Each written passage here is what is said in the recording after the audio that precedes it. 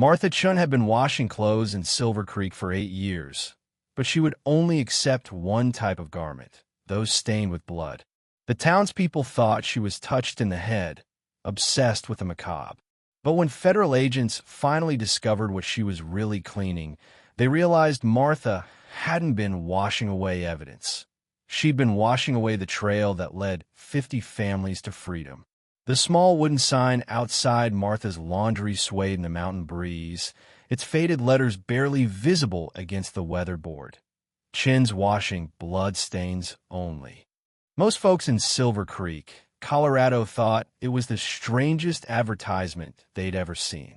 Why would a laundry service specialize in the one type of stain that seemed impossible to remove? Martha Chun stood barely 5 feet tall, with graying hair pulled back in a simple bun and hands that had been roughened by years of scrubbing fabric against washboards.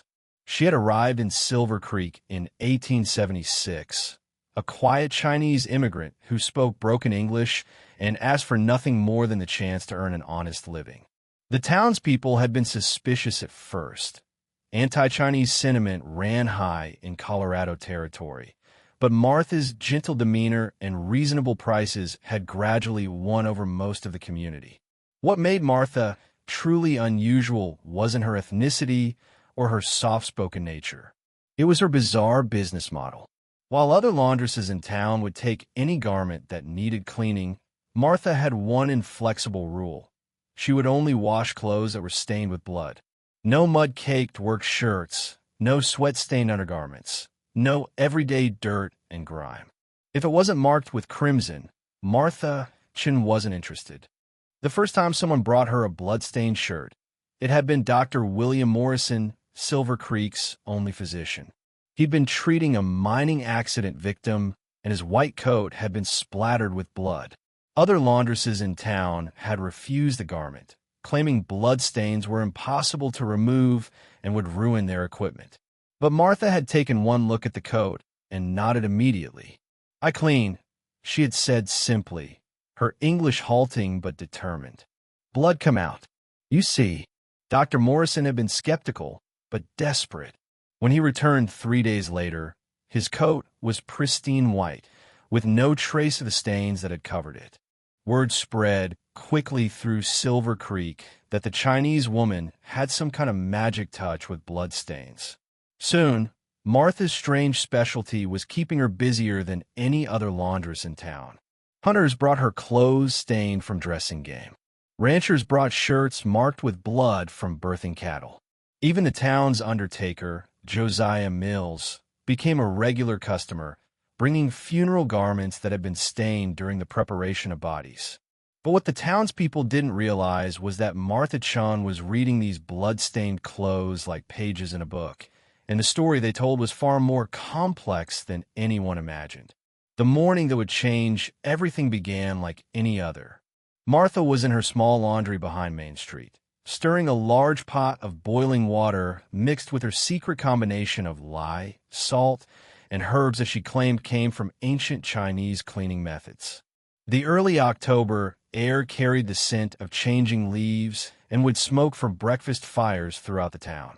A soft knock came at her back door, not the confident rap of a regular customer, but the hesitant tap of someone who wasn't sure they should be there. Martha dried her hands on her apron and opened the door to find a young woman she didn't recognize, holding a bundle wrapped in brown paper. The woman appeared to be in her early 20s, with auburn hair and green eyes that darted nervously around the alley behind Martha's shop. Her dress was travel-worn and dusty, suggesting she had come from far away. Most tellingly, her hands shook as she clutched the wrapped bundle. "Are you Martha Chun?" the woman asked quietly, her voice carrying a slight accent that Martha couldn't quite place. "Yes," Martha replied, studying the stranger carefully. "You have washing?" The woman glanced around the alley once more, then unwrapped the bundle to reveal a man's white shirt that was heavily stained with what was unmistakably blood. But unlike the typical hunting or medical stains Martha usually dealt with, this blood had a pattern that told a different story. The stains were concentrated around the left shoulder and side, consistent with someone who had been shot and had bled through their clothing during a desperate flight. "Can you clean this?" the woman whispered urgently. "It's very important that no one knows I was here." Martha took the shirt and examined it more closely. The blood was recent, probably no more than 2 days old, and the tears in the fabric suggested the wearer had been running through brush or brambles. But what caught Martha's attention were 3 small marks embroidered near the collar. Marks that looked like decorative stitching to most people, but that Martha recognized as something else entirely. They were symbols used by the Underground Railroad to identify safe houses and trusted allies. "I clean," Martha said simply, but her eyes met the woman's with an understanding that went beyond words. "You come back 3 days. Morning time." The woman nodded gratefully and pressed a silver coin into Martha's hand, far more than the usual payment for washing a single shirt. As she hurried away down the alley, Martha stood in her doorway for a long moment, holding the blood-stained shirt and feeling the weight of the secret it represented. Martha Chun had been much more than a simple laundress long before she arrived in Silver Creek. Born in Guangzhou, China, she had learned the art of fabric care from her grandmother, who had taught her not just how to remove stains, but how to read the stories that stains could tell. When Martha immigrated to America in 1871, she had been recruited by a network of Chinese immigrants who were secretly working with the Underground Railroad to help escaped slaves and other fugitives reach safety in Canada. The Chinese immigrant community had proven to be natural allies for the Underground Railroad. Like the escaped slaves they helped, Chinese immigrants faced severe discrimination and legal restrictions. The Chinese Exclusion Act and various state laws had made their lives precarious, creating a bond of shared understanding with others who were denied basic human rights. Martha's specialty in blood stains wasn't a bizarre business quirk. It was a carefully crafted cover for her real work. Every bloodstained garment that came to her shop told the story of someone's escape from bondage or persecution. A shirt stained with blood from a whipping meant someone had recently escaped from a plantation. A dress marked with blood from childbirth meant a pregnant woman had made the dangerous journey to freedom. Men's clothing stained with blood from gunshot wounds meant someone had been shot while fleeing slave catchers.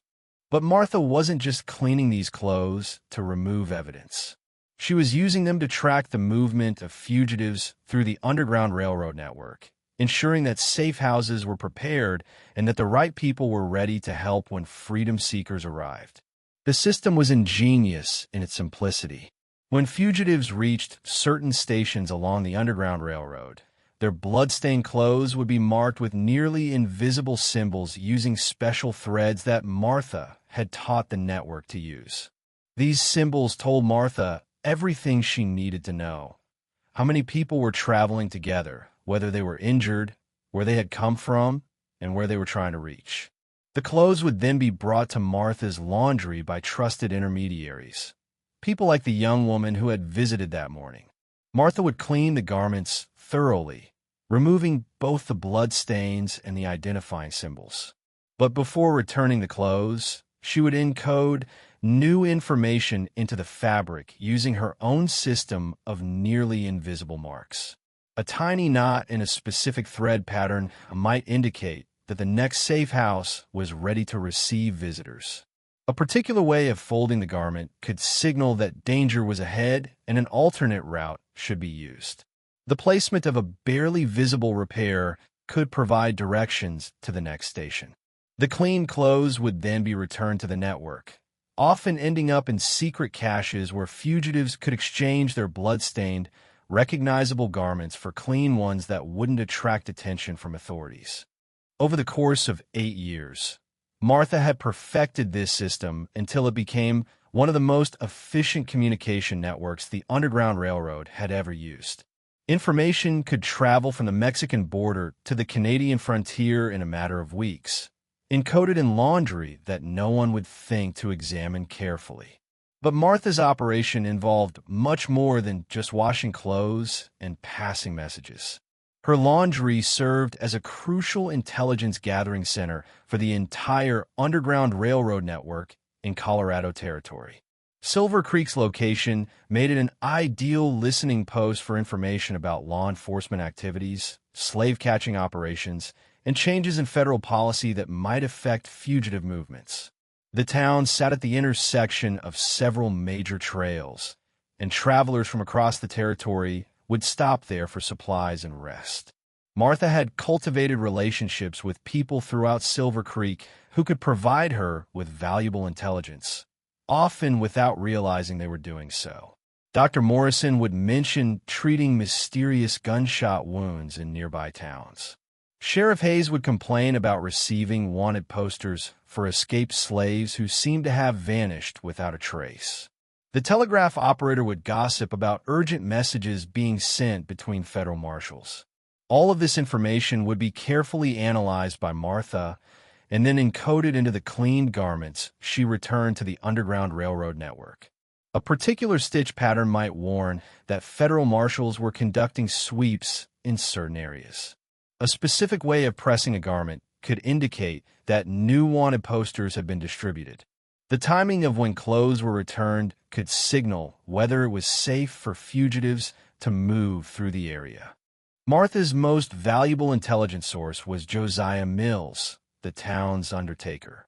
Mills was a decent man who had become uncomfortable with a number of unknown travelers who were being buried in Silver Creek Cemetery. People who had died from gunshot wounds with no clear explanation of who they were or how they had been killed. Mills had begun bringing these victims clothing to Martha for cleaning before burial, ostensibly because he thought it was more respectful to bury people in clean garments. But Martha quickly realized that many of these dead, unknown travelers were actually escaped slaves who had been killed by bounty hunters or federal marshals. The blood-stained clothes of these victims told horrific stories of brutality and murder that were being covered up by local authorities.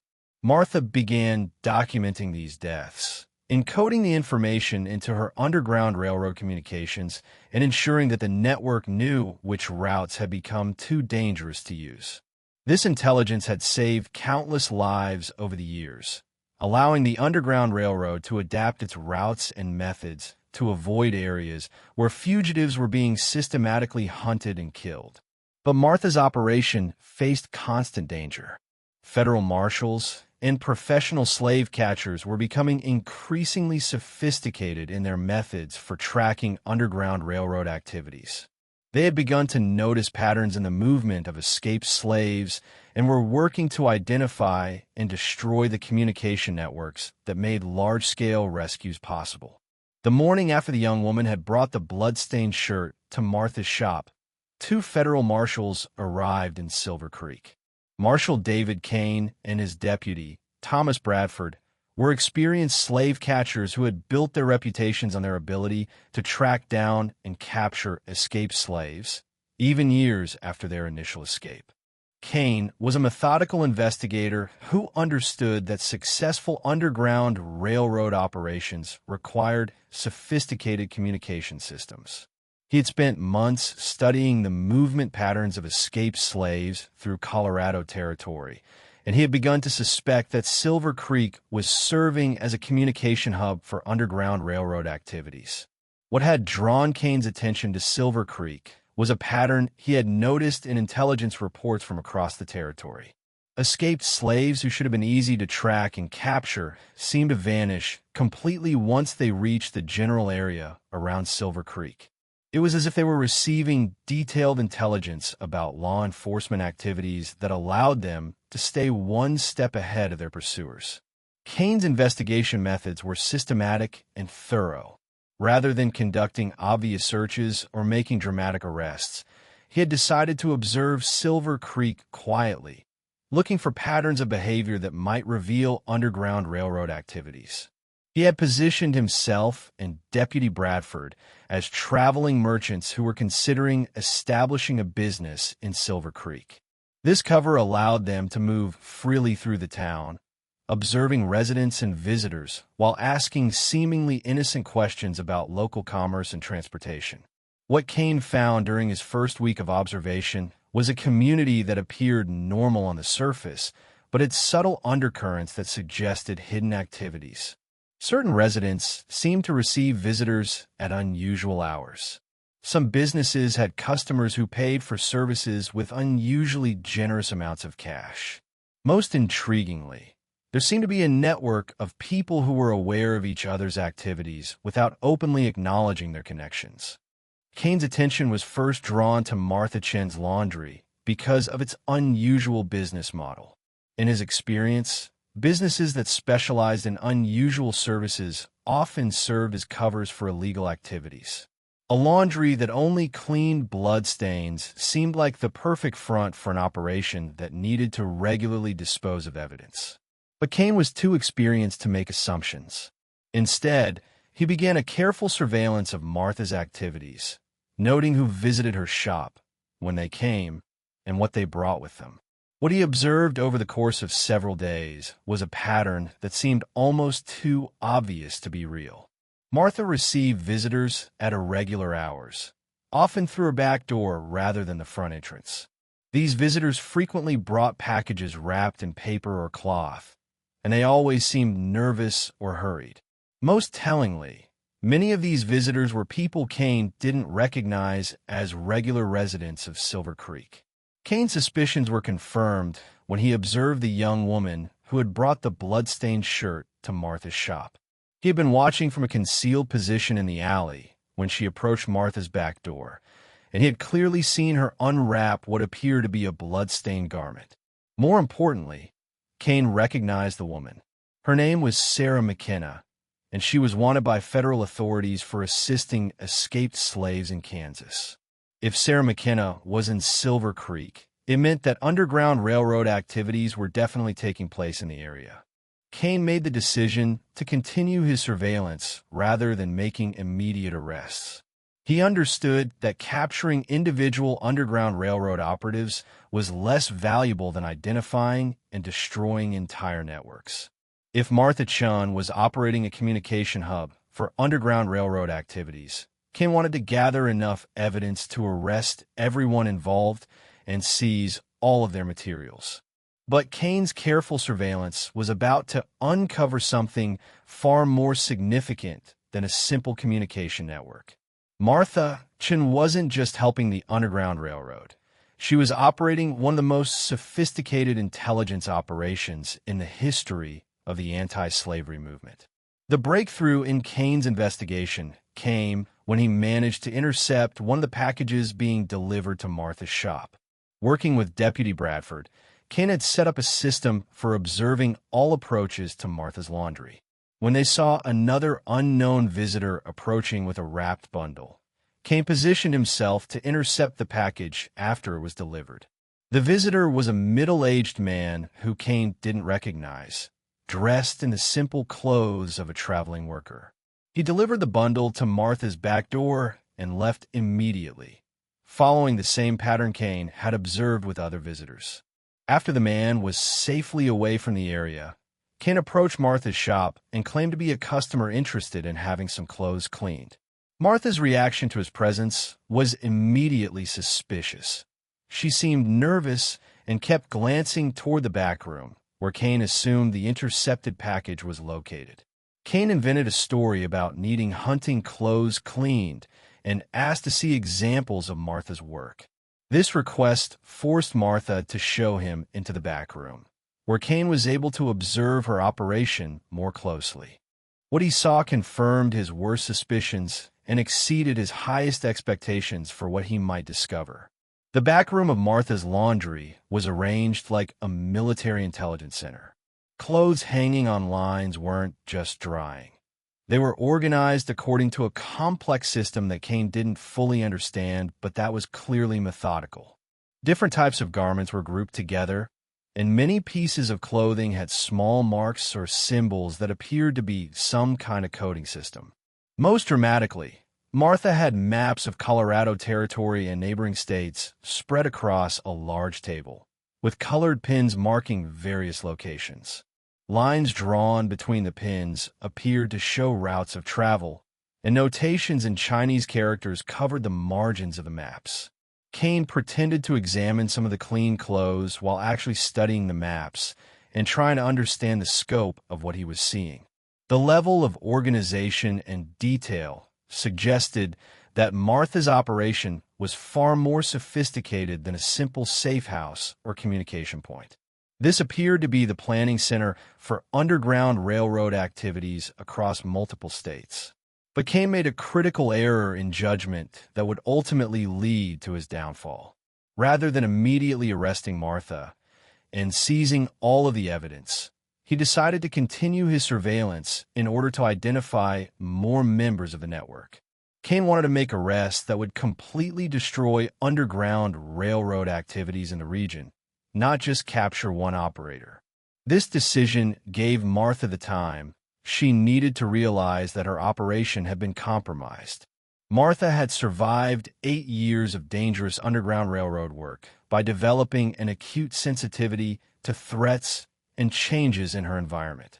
Kane's visit to her shop had triggered every warning instinct she had developed over years of evading detection. Several aspects of Kane's behavior had immediately raised suspicions.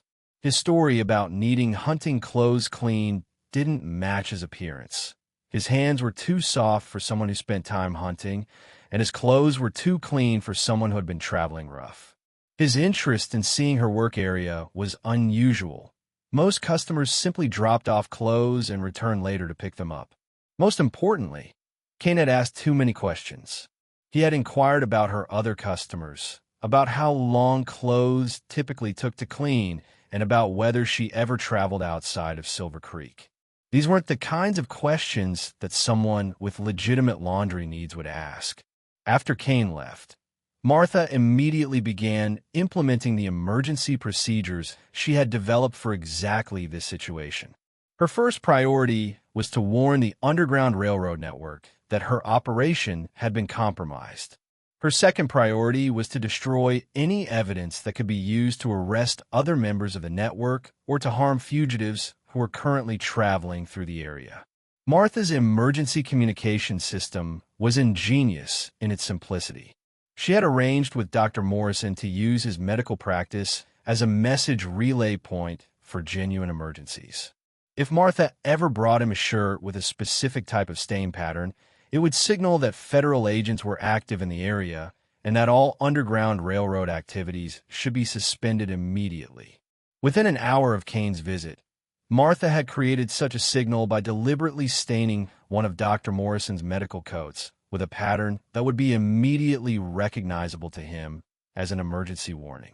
She then brought the coat to his office, claiming that she had accidentally spilled something on it while it was drying. Dr. Morrison understood the signal immediately and began spreading the word through carefully established channels. Within hours, every Underground Railroad operative within a 50-mile radius of Silver Creek knew that federal agents were in the area and that extreme caution was required. But Martha's most critical task was protecting the intelligence materials that Kane had observed in her shop. The maps, coded clothing, and documentation she had accumulated over 8 years represented the most detailed record of Underground Railroad activities that had ever been assembled. If this information fell into federal hands, it would lead to the arrest of hundreds of people and the destruction of Underground Railroad networks across multiple states. Martha's solution was both desperate and brilliant. Rather than trying to hide the evidence or transport it to safety, she decided to destroy the most sensitive materials while preserving the information they contained in a form that federal agents would never think to examine. Working through the night, Martha transferred all of the route information, safe house locations, and operative identities from her maps and documents onto pieces of clothing using her most sophisticated encoding techniques. The information was stitched into the fabric using threads that were nearly invisible and patterns that appeared to be decorative elements or random were patterns. When she was finished, Martha had encoded the entire intelligence network of the Colorado Territory Underground Railroad into a collection of ordinary-looking garments that could be easily transported and that would appear completely innocent to anyone who didn't know how to read her coding system. The original maps and documents were then destroyed completely, burned in Martha's washroom furnace until nothing but ash remained. By dawn, Martha's shop looked like a perfectly ordinary laundry business. The coded clothing had been distributed to trusted network members who would carry the information to Underground Railroad leaders in other states. All evidence of Martha's intelligence operation had been eliminated. But Martha knew that Kane would return, probably with additional agents and legal authority to search her premises thoroughly. She had bought time for her network, but her own freedom and safety were now in extreme danger. Kane returned to Martha's shop 2 days later with Deputy Bradford and a federal warrant authorizing them to search the premises for evidence of Underground Railroad activities. They expected to find the elaborate intelligence operation that Kane had observed during his earlier visit. Instead, they found exactly what Martha's shop appeared to be: a small laundry business operated by a Chinese immigrant who specialized in removing blood stains from clothing. The maps were gone. The coded clothing had been replaced with ordinary garments in various stages of cleaning. The complex organizational system that Kane had observed had been replaced with simple business operations. Kane searched every inch of Martha's shop, looking for hidden compartments, secret documents, or coded materials. He found nothing that could serve as evidence of illegal activities. Even the blood-stained clothes that Martha was currently cleaning appeared to have completely innocent explanations: hunting clothes, medical garments, and work shirts that had been stained during ordinary frontier activities. Frustrated but not defeated, Kane arrested Martha on suspicion of aiding fugitive slaves.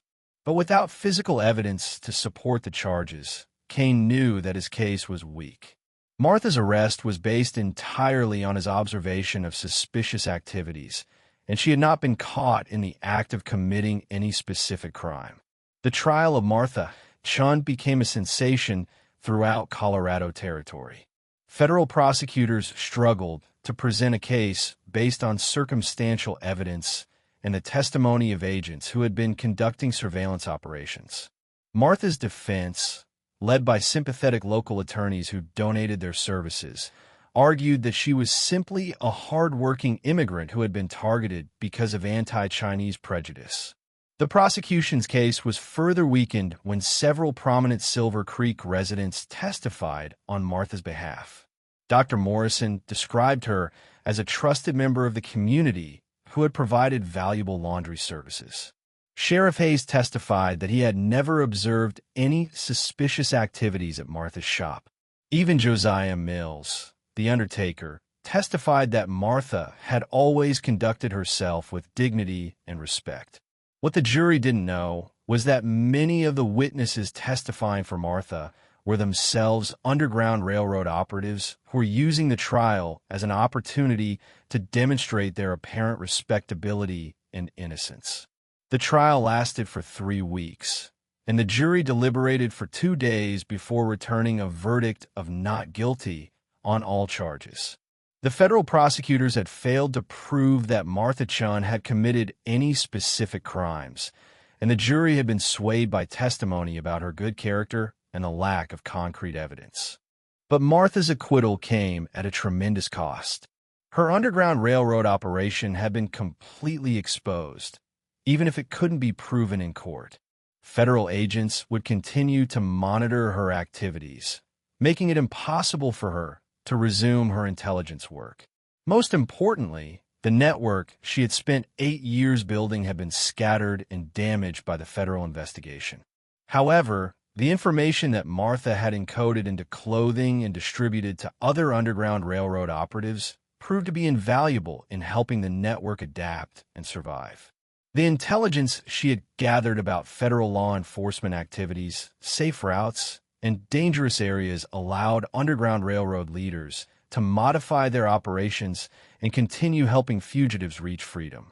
The clothing that contained Martha's encoded intelligence was eventually transported to Underground Railroad headquarters in Canada, where specialists were able to decode the information and use it to create new maps and operational guides. Martha's 8 years of intelligence gathering had provided the Underground Railroad with a level of detailed knowledge about conditions in the American West that would have been impossible to obtain through any other means. Years later, when the Civil War had ended and slavery had been abolished, former Underground Railroad operatives began sharing the stories of their covert activities.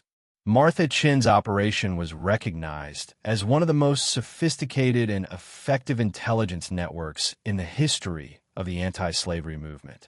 The technique of encoding information into clothing proved to be so effective that it was adopted by other Underground Railroad networks and later by various resistance movements around the world. Martha's innovation had created a method for preserving and transmitting sensitive information that was nearly impossible for authorities to detect or decode. Martha herself never returned to Underground Railroad activities after her trial. The experience had been too dangerous, and the federal government continued to monitor Chinese immigrants suspected of anti-government activities. Instead, she resumed operating her laundry as a legitimate business, serving the residents of Silver Creek with the same dedication and skill she had once applied to her covert operations. But the impact of Martha's work extended far beyond the immediate assistance she had provided to escaped slaves and other fugitives. The intelligence network she had created had helped coordinate the largest and most successful Underground Railroad operations in the history of the American West. Conservative estimates suggest that information gathered and disseminated through Martha's operation had contributed to the successful escape of over 3,000 people from slavery and other forms of bondage. The irony of Martha's story was that her success had ultimately led to her exposure. The very efficiency of her intelligence network had created patterns that experienced investigators like Kane could detect and follow. But her preparation for this eventuality, her ability to preserve crucial information while destroying incriminating evidence, had ensured that her years of work continued to benefit the Underground Railroad long after her own operations had ended. Dr. Morrison continued to serve the residents of Silver Creek for many years after Martha's trial, but he never forgot the lessons he had learned about the courage and intelligence of people who were willing to risk everything to help others achieve freedom. In his later years, he would often tell the story of the quiet Chinese laundress who had turned her humble business into one of the most effective weapons in the fight against slavery. The bloodstained clothes that Martha had washed over the years had indeed told stories. Stories of suffering and escape, of courage and desperation, of a nation struggling to live up to its ideals of freedom and justice. But they had also told the story of Martha Chun herself, an immigrant woman who had used her skills and intelligence to serve a cause greater than herself, proving that heroism could take forms that were as unexpected as they were effective. Martha Chun died in 1923 at the age of 78, having lived to see the end of slavery and the beginning of a new era in American history. Her funeral was attended by dozens of people, including many whose connection to her was never fully explained to the other mourners. Among them were elderly men and women who had once been escaped slaves, former Underground Railroad operatives, and the children and grandchildren of people whose lives had been saved by the intelligence that Martha had gathered and preserved. The small wooden sign that had hung outside Martha's laundry, Chin's washing, blood stains only, was preserved by the local historical society as a reminder of one of the most unusual and effective resistance operations in American history. But the full story of what that sign had represented remained a secret known only to a few, a testament to the power of ordinary people to accomplish extraordinary things when they are motivated by the desire to help others achieve freedom. The laundress who would only wash blood-stained clothes had indeed been obsessed with blood, but not in the way the townspeople had imagined. She had been obsessed with the blood that marked the trail to freedom, and she had dedicated her life to ensuring that trail remained open for all who had the courage to follow it.